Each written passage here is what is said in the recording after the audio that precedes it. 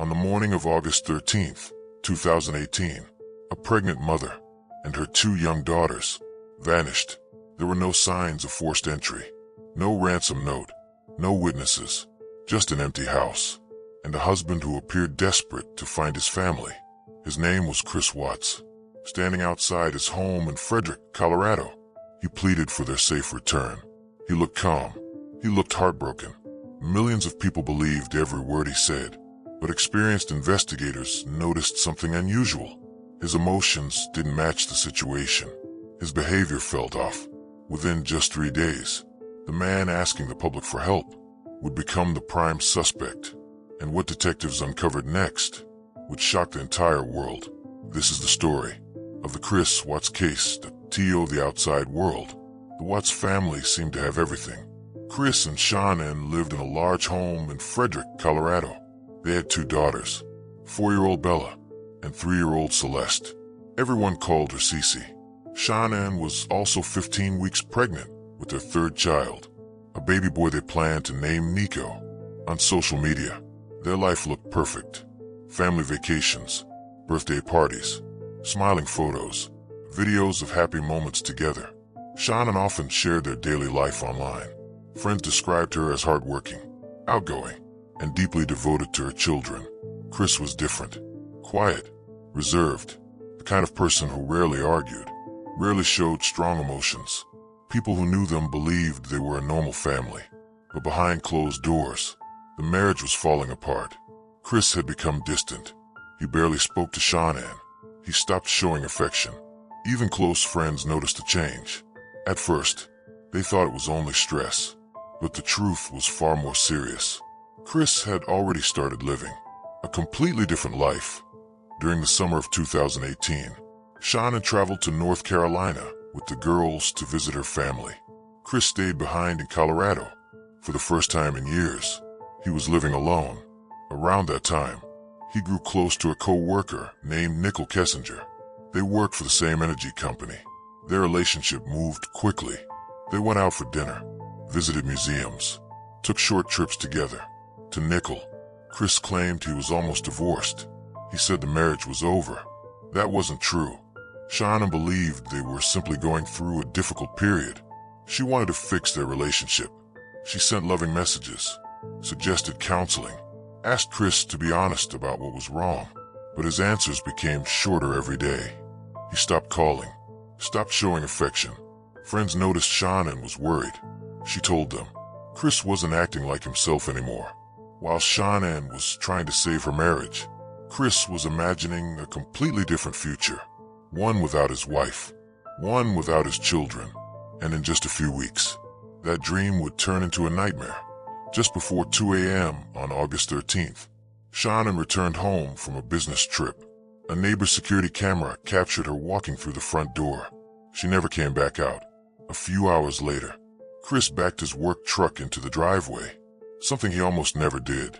He spent several minutes loading the truck before driving to a remote oil site. By late morning, Shanann had missed a doctor's appointment. She wasn't answering calls or text messages. That immediately worried her close friend, Nicole Atkinson. She drove to the Watts home. Shanann's car was still in the garage. Her purse was inside. Her phone had been left behind. So had her medication. Nothing suggested she had planned to leave. Nicole called the police. Officers arrived within minutes. At first, it looked like a missing persons case. But inside the house, there were no signs of forced entry, no struggle, no evidence that anyone had broken in. It was as if Shanann, Bella, and Cece had simply disappeared. Then Chris arrived home. He appeared calm. He answered every question, but detectives noticed something strange.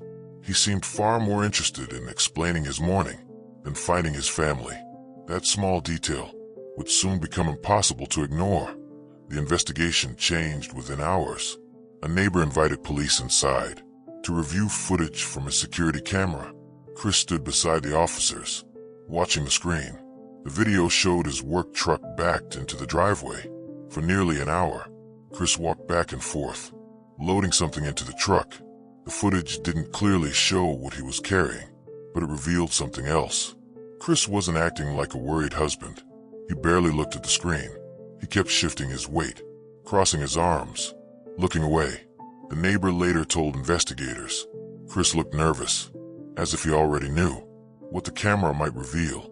Detectives then began checking everything: phone records, text messages, security cameras, GPS data from Chris' company truck.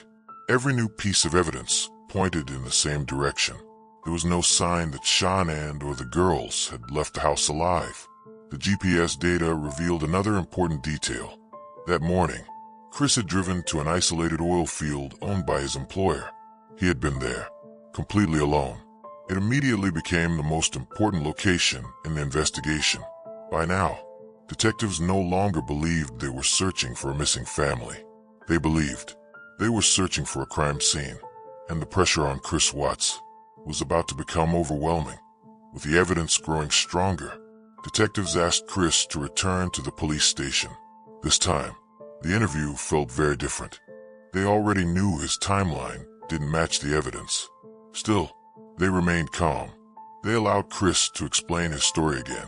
He insisted he had gone to work early, and that Shanann had disappeared after he left. But every answer created another contradiction.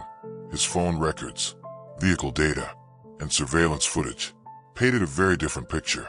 Then detectives asked an important question. Would he take a polygraph test? Chris agreed immediately. He appeared confident. Before the examination began, the examiner explained the process. She told Chris to answer every question honestly. The test lasted nearly 2 hours. When it ended, the result was clear. He had failed. The examiner looked at Chris and said she believed he was not telling the truth. For the first time, his confidence disappeared. He lowered his head. His voice became quieter.